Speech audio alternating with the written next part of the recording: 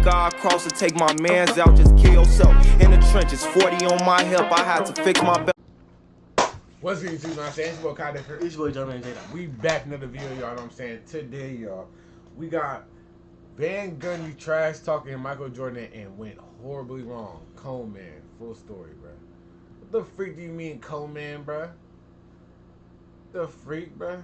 Like Cone Man, like that's kind of Cone Man or Con Man? I don't even know. That's kind of either messed way. up, I don't know though. what it means. You call him a cone? Does that mean just like a drill or some shit? Shit, I don't even Hey, know. bro, what? I don't even know. We finna get straight into this, man. Make sure y'all like, comment, subscribe to Netflix twin, and share the video. And this is a 23-part series collection. So Michael Jordan has a whole 23-part collection of trash talk stories and shit. So y'all comment down below what's the next one y'all want to see us react to this, man. Let's see what I'm talking about. 23-part series collection, 23 Michael Jordan videos in 23 days. Oh, shit. Today we're looking at the day that Jeff Van Gundy called MJ a con man. Now you've probably heard this story, but I don't think you've heard it with NBA legends that were involved on this day talking about it together. We have players like Patrick Ewing, Michael Jordan, the man himself, Van Gundy, Allen Houston, Larry Johnson. Every NBA legend that was involved in this day that talks about it is involved in this video too. So if you're ready for the video, help me out by hitting that like button. Let's aim for 3,000 likes. Subscribe if you are new and are ready for MJ. Guys, enjoy the video. Yeah. One of you is going to step up, knock Michael Jordan on the floor, and not help him up. We can't show him deference just because who he is or how good he is. Not anymore. You can achieve whatever you want in life, but no one, especially Michael Jordan, is going to give it to you. You have to take it. Michael isn't just going to play poorly. You have to force him to play that way, close quote. That's from Pat Riley. So how did he get the rest of the Knicks to buy into the toughness that he felt was necessary to compete at that level? You even had my friend Charles Oakley saying we can't go to lunch, we can't go to dinner because Pat doesn't believe in fraternizing between the two of us. And this guy hit me harder than anybody else in the league, and he was my best friend. Patrick Ewing, we had the same agent. We came out at the same time, but we couldn't go to lunch. Him and Charles Oakley went to college together. I'm pretty sure. They did? Yeah, right here. Okay. Yeah, they went to college together. Patrick Ewing, we had the same agent. We came out at the same time, but we couldn't go to lunch. Why is this? You think I'm going to play against Patrick any different than I play against anybody else? No. And then you had your little guy who was on your staff who became the Knicks coach after you, Jeff Van Gundy. Can you turn the fan like This way? No, the other way. Whatever. Alright. We got some recoil. We're bringing that bitch back. Strong ass fan.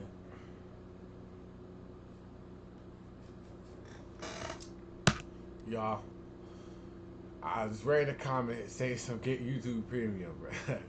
Relax. You gonna get it. We're gonna get it. Okay. Okay.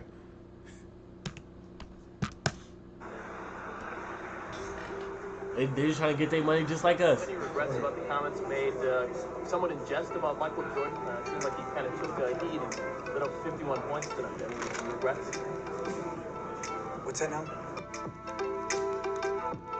Nigga trying to act like he didn't hear the question and shit.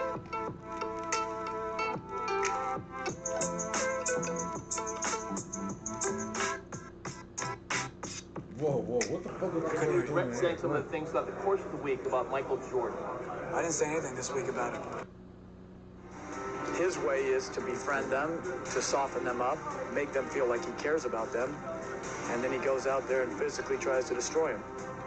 I don't go on the court expecting, to make friends. I go out there to play the game of basketball like I know how to play. Michael Jordan is always on the lookout for extra motivation. Today, Michael returns to Broadway. Now it's time for the New York players to do the talking.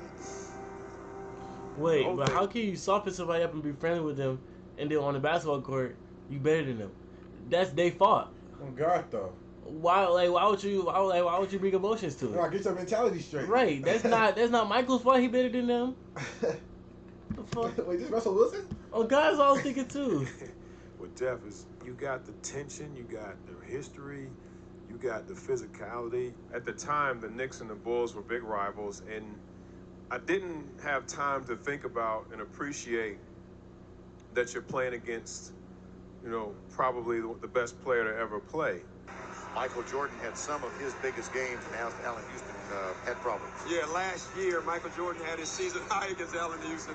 He's a leader, he's a self-motivator, and he tried to motivate his team.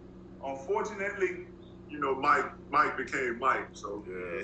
You know, I hate to admit that, but you know that. I talked to Phil before the game, and he said Mike might get 45 or 50 tonight. How come he predicted that?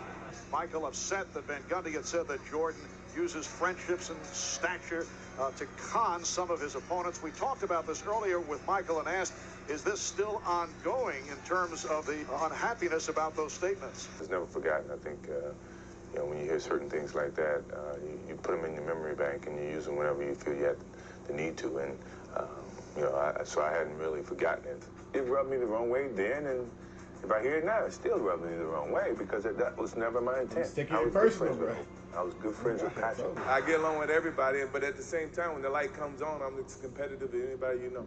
I felt like that was inappropriate for him to say something like that. No, I don't have any regrets. I told the truth. He had a big night.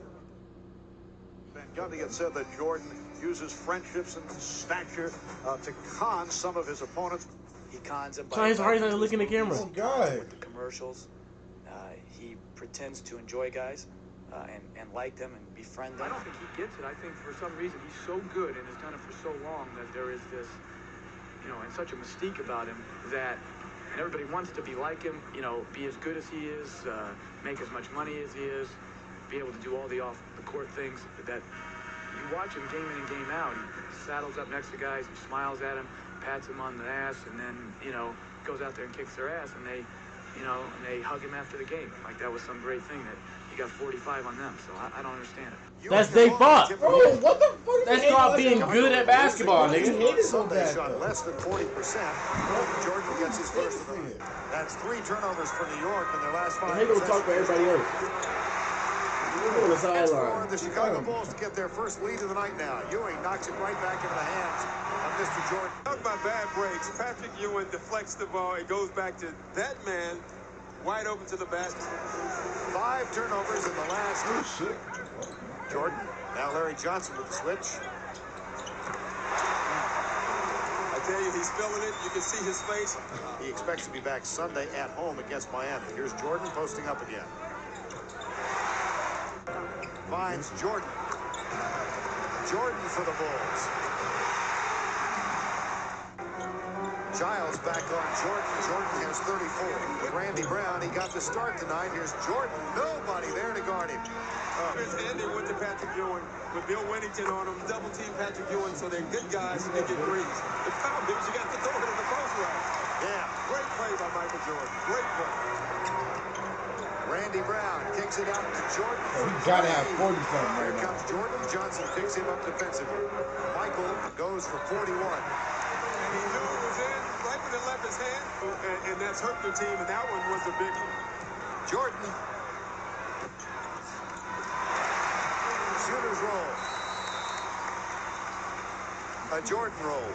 Yeah, he has a lot of good rolls. Michael Jordan ends a 17-2 run. He's got 45, but it's a... Tripping? Most people have no clue that in 2020... It looked like it did. It's a 4-point game. Now, it'll be interesting. I think Jeff Van Gundy may call that timeout because he said the last 6 minutes of the game, they don't want Michael Jordan taking shots. Michael Jordan made that shot. He called an immediate timeout. He wants him to get into a good play, obviously, but he also wants more help than Michael. From this point on, he wants somebody else other than Michael to beat the Knicks. Allen Houston guards him. Boy! 3 moves and a basket. Get your shit together. Yeah, he should. He should glance at all of them. Where the freak is you going? Put in the blender. Like, Michael Jordan not over there. What you doing? Over Houston. Bro, that is double team. Golly. And they said he wasn't going to get the shots. Jordan with 49. Jordan Bruh. has 51. Get a double team in. And he is screaming He at turned Jeff to Van Gundy. sit down. He was not going to pass that ball. He had every intention He feels salty as hell, bro. He looking down this shit, got his head down. Dick Versace before the game in the locker room that Michael Jordan was upset with some comments Van Gundy had made because Jeff Van Gundy had said Jordan, with his friendships with other players around the league, lulls them into a false feeling of friendship and then strikes like a viper. Well, he's a snake right now, I'll tell you that. 18 of 30, including in the fourth quarter. You ready for this? He barely 12 missed. of 14. 51? Including in the fourth quarter. You ready for this? 12 of 14. He only missed 2 shots in the fourth quarter. He was 12 for 14. That nigga was locked in on a different level, my nigga. What the freak? That nigga went so crazy. You should have said nothing. Surprisingly, Michael would burn the Knicks all game long. 18 points in the first quarter for Michael. Mike with 27 in the first half. He walked past that nigga and said that shit. That nigga act like he wasn't there. Gundy and the Knicks speechless. Van Gundy has That nigga a Jordan salty as headache fuck. right now. Did you take it personally when Van Gundy called you a con man? Yes. You had some words He for him. said What did that you say? shit Wait fast. no time. Yes. Soon as he heard the word Yes. personal, soon as he heard the word personal, he got happy. Yes. Yes. Aware of his Go comments. back. Van Gundy called you a con man? Yes. You had some words for him. What did you say, and were you aware of his comments? I wouldn't want to say what I said on TV. What did you say to him after that last basket? Some choice words. Give us a clean version. Yeah, I noticed on the last basket, you took a hard look at the Knick bench. I did. I think he said, calm down, you little hockey puck, or something like that. I'm not sure. It was something to that effect. He said I conned the players, I befriended them, and then I attack them on the basketball court. That him right there? No, that's Pat Riley. Oh. Where did that come from? He'd read the paper and saw the comments was in the paper. And What did he say to you guys after the game? no, he was just mentioning that he'd read the thing and talking about how Van Gundy said he was a con man and using his friendships on the court to take advantage of other players on other teams. But Michael likes that. He likes challenges. He likes guys to get on it because it forces him and drives him to be a better player. You know, I was aware of his comments, and you know, when I'm on the basketball court, I compete. You know, when I step off the basketball court, I leave everything that happened on the basketball court. That towel, nigga. I respect every player in this league, and yeah, I have You friends got in that this towel league. for it. I don't ask them. I hope they nigga. don't change their approach to me on the basketball court, because certainly I don't change my approach to them. I was able to make some big shots. Everybody knew the ball was coming to him, and you knew you had to stop him. So you got to give him credit. When Jordan scores all the points, usually the other guys will look around and watch him. Michael's going to get his, but we just have to limit the other people. But we just didn't do a good enough job. There's nothing to say. He's one of the best players to ever play this game. He's the best player that played in my era. I already know how great Michael was. So, Mike, what you were thinking about what he said before the game, before the game started? I heard it, and it Damn, had some that shit sense gonna of touch his extra book and motivation. shit, man. Watch out. You know, it didn't go too deep, you know, because I'm a little bit bigger than that, and quite naturally, I didn't want his mind games to play with me. I was good friends with Patrick, but I'm not trying to con them to play a different style to play against me. My game was the same. You come in the paint, Mike, no. If Jersey's opposite color come, I got to step up, and that's my job. Take charge of it. And, you know, defense. My defense, I was the anchor in New York, and we had a good defense, always in the top 5 and everything. So Michael went to his jump shot once I got traded, because he knew that. No! Are you serious right now, my nigga? A half-board hit? With a fade at the side? What? With the design. a half-board fade. What? My nigga, what did he want to get right there? Like, and nothing else. Nothing Bro, else. look goofy as hell, bro. He said, That's look, like, bro. just get this side and don't worry about nothing else, bro. I'll pay you. Bro, that nigga, that's probably why he on the bench right now, bro. Freak, bro. That DeAndre Ayton? Michael went to his real good defense, always in the top 5. And that DeAndre Ayton, bro. So Michael went to his jump shot once I got traded, because he knew that he had to pull up. He had to pull up. So in this book, he talked a lot of trash about, I was born at the wrong time, but hey, he knew if he came down that lane, he was gonna have to pay a toll. I mean, that to me is like attacking my basketball skills as a sense of saying, only way you win is you make these guys think that you like them. No, I actually do like them. It's a business. Mike want to win, I want to win. So at the end of the day, shake your hand, go separate ways. Oakley almost tried to take my head off every time he played, and then we go to dinner afterwards. Right. He played me no different than if he was playing me if I did go to dinner or I didn't go to dinner. I had to do the same thing. Play defense, Paul Miller, and let them know that it's still, you can't come down the lane. I'm still here. You know, for me, I was pissed. Here's Michael Jordan. Giles picks him up.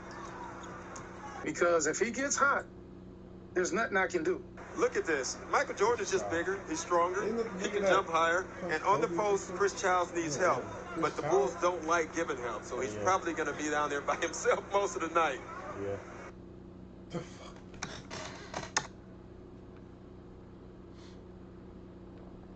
I never noticed that color on the picture right there.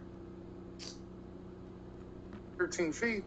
You know, I can push him out to 15, 16, then I have the advantage. And so I said, Jeff, let me start on Mike. No, John has him. I'm like, okay. So Mike had 35 in the first half. That's why Chris Childs is on Michael Jordan. So Jeff's like, all right, Chris, you got him. I was like, bullshit. So he's like, yeah, I told you. So I went out there, I fouled him 5 straight times. Boy, I thought you said I was like, you're not going to have 55 on me. And I went and sat down. Because once he gets going, there's nothing you can do. It was really nothing you could do. We wanted to not let Jordan take the shots, but we just didn't want everybody else to get off and let there be a lot of balance in their scoring. So Michael knew kind of what areas he wanted to go to.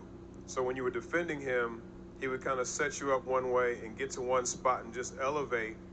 And it was really nothing you could do because he got off the ground so quick. And then when he was able to shoot the ball better and better every year, it just made it that much more difficult. That's when you become really, really good as an individual and as a team, and that's what he was very good at. He's the only one that I can remember that was able to score that many points against us.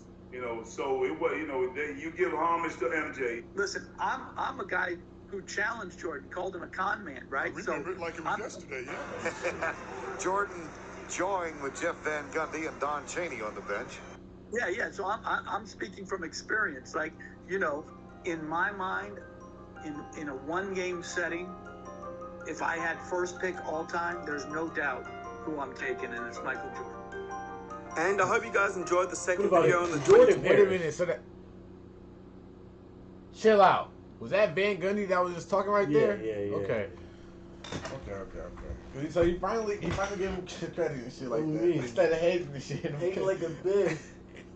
Oh God, bro. Here you go. That's the end of the video. And I'll say, make sure y'all like, comment, subscribe to Netflix Twins. Comment on some videos, see if you active bell, push the post notification bell, and all that. We out. Belly trucks with semi-suck, La Harlem turn the city up. Be wild and don't get any fucks. We block stars, they